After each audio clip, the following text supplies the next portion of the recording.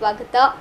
ಅಖಿಲ ಭಾರತ ಕಬ್ಬು ಬೆಳೆಗಾರರ ಸಂಘದ ವತಿಯಿಂದ ಸೆಪ್ಟೆಂಬರ್ 29ರಂದು ಕಲಬುರಗಿಯಲ್ಲಿ ರಾಷ್ಟ್ರೀಯ ಸಮಿತಿ ಸಭೆ ಹಾಗೂ ಕರ್ನಾಟಕ ಕಬ್ಬು ಬೆಳೆಗಾರರ ರಾಜ್ಯ ಸಮ್ಮೇಳನ ಹಮ್ಮಿಕೊಳ್ಳಲಾಗಿದೆ ಎಂದು ಹೋರಾಟಗಾರ ಶಣಬಸಪ್ಪ ಮಮಶೆಟ್ಟಿ ತಿಳಿಸಿದರು.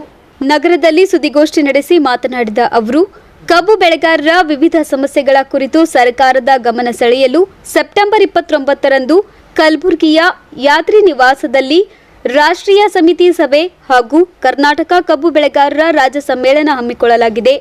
ಅಂದು ನಡೆಯುವ ಕಾರ್ಯಕ್ರಮಕ್ಕೆ ಅನೇಕ ರಾಜ್ಯ ನಾಯಕರು ಭಾಗವಹಿಸಲಿದ್ದಾರೆ ಎಂದು ತಿಳಿಸಿದರು. ಈ ಕಾರ್ಯಕ್ರಮ ಅದು ತೊಗರಿಯ ನಾಡಿನಲ್ಲಿ ನಡೀತಾ ಇದೆ. ಆ ಒಂದು ಸಭೆಗೆ ಸಮಾವೇಶಕ್ಕೆ ಅಖಿಲ ಭಾರತ ರಾಷ್ಟ್ರೀಯ ಕಬ್ಬು ಬೆಳೆಗಾರರ ಸಂಘದ ರಾಷ್ಟ್ರೀಯ ಅಧ್ಯಕ್ಷರಾಗಿರ್ತಕ್ಕಂಥ ರವೀಂದ್ರನವರು ಕೂಡ ಅವತ್ತಿನ ದಿನದಲ್ಲಿ ಭಾಗವಹಿಸ್ತಾ ಇದ್ದಾರೆ. ಅದರೊಳಗಡೆ ಹೆಸರಿಲ್ಲ ಸರ್ ಅವ್ರದ್ದು. ಆಮೇಲೆ ಅದೇ ರೀತಿಯಾಗಿ ರಾಷ್ಟ್ರೀಯ ಪ್ರಧಾನ ಕಾರ್ಯದರ್ಶಿಗಳಾಗಿರ್ತಕ್ಕಂಥ ಕಾಮ್ರೇಡ್ NK ಶುಕ್ಲಾ, ಭಾಳ ಹಿರಿಯರವರು, ದೊಡ್ಡ ಹೋರಾಟಗಾರರವರು, ಇಡೀ ದೇಶದಲ್ಲೇ ಭಾಳ ದೇಶದಲ್ಲಿ ಅನುಭವಿಗಳು ಕೂಡ ಹೌದವರು.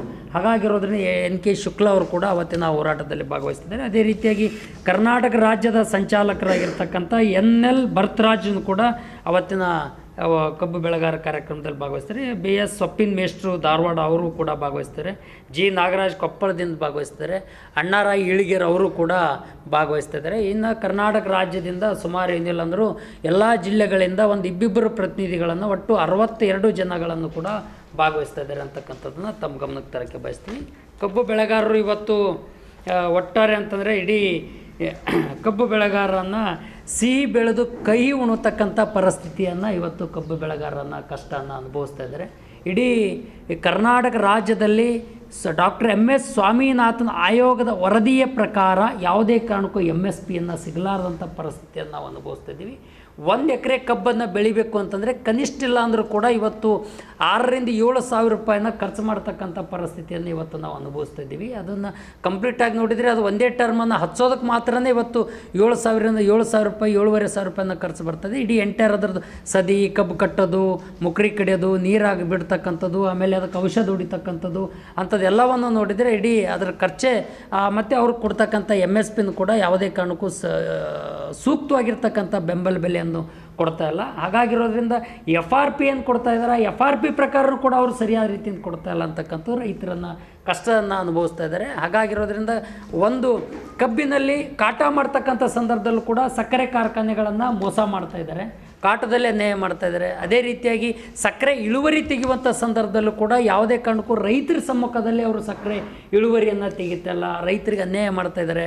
ಅದೇ ರೀತಿಯಾಗಿ ಇವತ್ತು ಕಟ್ಟಿಂಗ್ ಚಾರ್ಜಲ್ಲಿ ಕೂಡ, ಕಟ್ಟಿಂಗ್ದಲ್ಲೂ ಕೂಡ 20 ಕಿಲೋಮೀಟ್ರದಿಂದ ಅಂತರದಲ್ಲಿರ್ತಕ್ಕಂಥದ್ದು ಕೂಡ ಸೇಮ್ ರೇಟು, ಮತ್ತು ಅದ್ರ ಜೊತೆಗೆ ಅಲ್ಲಿ 10 kilometre, 15 kilometre, 9 kilometre, 8 kilometre, 5 kilometre ಇರ್ತಕ್ಕಂಥದ್ದನ್ನು ಕೂಡ ಸೇಮನ್ನು ಕೊಡ್ತಕ್ಕಂಥ ಪರಿಸ್ಥಿತಿಯನ್ನು ಇವತ್ತು ನಿರ್ಮಾಣ ಆಗ್ತಕ್ಕಂಥ ಪರಿಸ್ಥಿತಿಯನ್ನು ಇವತ್ತು ನಾವು ಕಾಣ್ತಾ ಇದ್ದೀವಿ. ಹೀಗಾಗಿರೋದ್ರಿಂದ ಇವತ್ತು ಕಬ್ಬು ಬೆಳೆಗಾರರನ್ನು ಕೂಡ ಇಡೀ ಗುಲ್ಬರ್ಗ ಜಿಲ್ಲೆಯಲ್ಲಿ, ಇಡೀ ಸ್ಪೆಷಲಿ ಕಬ್ಬು ಬೆಳೆಗಾರರನ್ನು ಇವತ್ತು ಗುಲ್ಬರ್ಗ ಜಿಲ್ಲೆಯಲ್ಲಿ ಒಂದೇ ಒಂದು ಅಂಕಿಅಂಶನ ಹೇಳ್ಬೇಕಾದ್ರೆ 9 ಜನ ರೈತರ ಆತ್ಮಹತ್ಯೆಗಳನ್ನು, ಕಬ್ಬು ಬೆಳೆಗಾರರನ್ನು ಇಡೀ ಸರ್ಕಾರದ ಡಾಟಾ ಆಧಾರದಲ್ಲಿ 9 ಜನ ರೈತರ ಆತ್ಮಹತ್ಯೆ ಪ್ರಕರಣಗಳನ್ನು ನಡೀತಾ ಇದ್ದಾವೆ.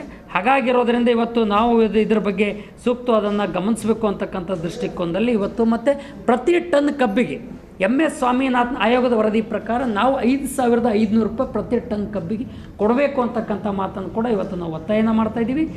ಕರ್ನಾಟಕ ರಾಜ್ಯ ಕಬ್ಬು ಬೆಳೆಗಾರ ಸಂಘ ಮತ್ತು ರಾಷ್ಟ್ರೀಯ ಕಬ್ಬು ಬೆಳೆಗಾರ ಸಂಘನೂ ಕೂಡ ಕೇಂದ್ರ ಸರ್ಕಾರ ಮತ್ತು ರಾಜ್ಯ ಸರ್ಕಾರ ಮೇಲೆ ಒತ್ತಡ ತರ್ತಕ್ಕಂಥ ಒಂದು ಪ್ರಯತ್ನವನ್ನು ಕೂಡ ನಡೀತಾ ಇದೆ ಅಂತಕ್ಕಂಥ ಮಾತನ್ನು ಕೂಡ ಈ ಸಂದರ್ಭದಲ್ಲಿ ನಾವು ಹೇಳೋಕ್ಕೆ ಬಯಸ್ತಾ ಇದ್ದೀವಿ ಅಂತಕ್ಕಂಥ. ಯಾಕೆಂದರೆ ರೈತರು ಕಬ್ಬು ಬೆಳೀತಕ್ಕಂಥ ರೀತಿಯಲ್ಲಿ ಕಬ್ಬು ಬೆಳೆದು ಕಷ್ಟಪಟ್ಟು ಬೆಳೆದು ಅವರಿಗೆ ಫ್ಯಾಕ್ಟ್ರಿಗೆ ಒಯ್ದು ಹಾಕಿರ್ತಕ್ಕಂಥದ್ದು, ಅವರು ಒಂದು ಕಬ್ಬಿನಿಂದ 2-3 ರೀತಿಯಿಂದ ಲಾಭ ತಗೊಳ್ತಕ್ಕ, ಒಂದು ಕಡೆಗೆ ಲಿಕ್ಕರ್ ಲಾಭ ತಗೊಳ್ತಕ್ಕಂಥದ್ದು, ಇನ್ನೊಂದು ಕಡೆಗೆ ವಿದ್ಯುತ್ ಲಾಭ ಪಡಿತಕ್ಕಂಥದ್ದು, ಇನ್ನೊಂದು ಪೇಪರ್ ತಯಾರಿ ಮಾಡ್ತಕ್ಕಂಥ ಲಾಭ ಪಡಿತಕ್ಕಂಥದ್ದು, ಇಂಥದ್ದೆಲ್ಲವನ್ನೂ ಕೂಡ ಇದೆ.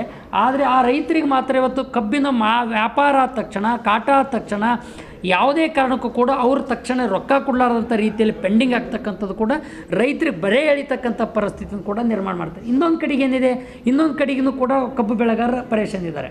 ಹೇಗೆ ಅಂತ ಕೇಳಿದರೆ 12 ತಿಂಗಳಲ್ಲಿ ಕಡ್ಡಾಯವಾಗಿ ಕಬ್ಬನ್ನು ಕಟಾವಾಗಬೇಕು, ಕಾಟ ಆಗಬೇಕು.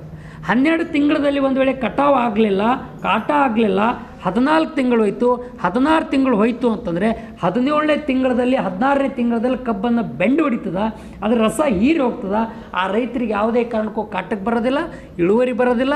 ಹೀಗಾಗಿರೋ ರೈತರು ಅನ್ಯಾಯ ಆಗ್ತಕ್ಕಂಥ ಪರಿಸ್ಥಿತಿನೂ ಕೂಡ ನಿರ್ಮಾಣ ಆಗ್ತದೆ. ಇನ್ನೊಂದು ಯಾವ ರೀತಿ ಅವರು ಫ್ಯಾಕ್ಟ್ರಿಯವರು ಮೋಸ ಮಾಡ್ತಾರೆ ಅಂತಂದರೆ, ಕಬ್ಬು ಕಟಾವಾಗಿದ್ದು ಟ್ರ್ಯಾಕ್ಟರ್, ಲಾರಿ ಮತ್ತು ರೈತರು ಎತ್ತಿನ ಬಂಡಿಗಳು ಒಯ್ದು ನಿಂದಿರಿಸಿದ್ರು ಕೂಡ 12 ತಾಸಲ್ಲ 3 ದಿನ ಆದರೂ ಕೂಡ ಕಾಟ ಮಾಡಲಾರದೆ ಆ ಬಂಡಿಗಳನ್ನು ಆಟೆ ನಿಂದಿರ್ತಕ್ಕಂಥ ಇದನ್ನು ಕೆಟ್ಟ ಪ್ರವೃತ್ತಿ ಸಕ್ಕರೆ ಕಾರ್ಖಾನೆಗಳಲ್ಲಿ ನಡೀತಾ ಇದೆ. ಆ ರೀತಿ ನಡೀತು ಅಂದರೆ ಇವತ್ತು ಕಟಾವಾಗಿರುವಂಥ ಕಬ್ಬನ್ನು ಮರುದಿನ 24 ತಾಸು ಹೋಯ್ತಂದರೆ ಅದನ್ನು ಕಬ್ಬು ಹೀರ್ತಕ್ಕಂಥ ಪರಿಸ್ಥಿತಿ, ರಸ ಹೀರ್ಕೊಂಡು ಬರ್ತಕ್ಕಂಥ ಪರಿಸ್ಥಿತಿ ನಿರ್ಮಾಣ ಆಗ್ತದೆ. ಆ ಮೂಲಕನೂ ಕೂಡ ರೈತ ಕಬ್ಬು ಬೆಳೆಗಾರರಿಗೆ ಬರೆ ಎಳಿತಕ್ಕಂಥ ಕಾಟ ಕಮ್ಮಿ ಬರ್ತಕ್ಕಂಥ ಪರಿಸ್ಥಿತಿನೂ ಕೂಡ ನಿರ್ಮಾಣ ಆಗ್ತಕ್ಕಂಥದ್ದನ್ನು ಇವತ್ತು ನಾವು ಕಾಣ್ತಾ ಇದ್ದೀವಿ. ಹಾಗಾಗಿರೋದ್ರಿಂದ ನಾವು ಕೇಳ್ತಕ್ಕಂಥ ವಿಷಯ ಇಷ್ಟೇ, ಕಬ್ಬು ಕಟಾವು 12 ತಿಂಗಳಿಗಾಗಿ ಕಂಪಲ್ಸರಿ ಒಂದು ಕಟಾವು ಮಾಡ್ತಕ್ಕಂಥ ಪ್ರವೃತ್ತಿ ಬೆಳಿಬೇಕು. ಜಿಲ್ಲಾ ಆಡಳಿತ ಅದರ ಸಂಬಂಧಪಟ್ಟಂಗೆ ಮಧ್ಯಪ್ರವೇಶನ ಮಾಡಬೇಕು. ಮತ್ತು ಕಟಾವು ಮಾಡಿ ಅಲ್ಲಿ ಫ್ಯಾಕ್ಟ್ರಿ ಒಳಗಡೆ ಒಯ್ದಿರ್ತಕ್ಕಂಥ ಕಬ್ಬನ್ನು ಏನಿದೆ APMC ಮತ್ತು ಜಿಲ್ಲಾ ಆಡಳಿತ, ತಹಸೀಲ್ದಾರರು ಮತ್ತು ಫ್ಯಾಕ್ಟ್ರಿಯವರು ಕೂಡಿಕೆಯಿಂದ ಕಬ್ಬಿನ ಕಾಟ ಹೊರಗಡೆ ನಿಂದಿರಿಸಿ ಕಾಟ ಮಾಡಿ ಒಳಗಡೆ ಹೋಗಬೇಕು ಅಂತಕ್ಕಂಥ ಮಾತನ್ನು ಅದನ್ನು ಈ ಒಂದು ಕಾಟದ ಸಂಬಂಧಪಟ್ಟಂಗೆ ರೈತರಿಗೆ ಅನ್ಯಾಯ ಆಗಲಾರಂಥ ರೀತಿಯಲ್ಲಿ ಹೊರಗಡೆ ನಿಂದಿರಿಸಿ ಕಾಟ ಮಾಡೇ ಗಾಡಿ ಒಳಗಡೆ ಕಳಿಸ್ಬೇಕು. ಎತ್ತಿನ ಬಂಡಿ ಕಾಟನೂ ಅದೇ ರೀತಿ, ಮತ್ತು ಲಾರಿ ಟ್ರ್ಯಾಕ್ಟರ್ಗಳಿರ್ತಕ್ಕಂಥ ಅದೇ ರೀತಿ ಆಗಬೇಕು ಅಂತಕ್ಕಂಥದ್ದು ಮಾತನ್ನು ಇವತ್ತು ಸುದ್ದಿಗೋಷ್ಠಿಯಲ್ಲಿ ಸಮಿತಿಯ MB ಸಜ್ಜನ್, ಮೇಘರಾಜ್ ಕಠಾರೆ, ಸುಧಾಮಾ ಧನ್ನಿ, ಲವಿತ್ರಾ ಸೇರಿದಂತೆ ಅನೇಕರು ಉಪಸ್ಥಿತರಿದ್ದರು. Bureau report in Gulbarga news.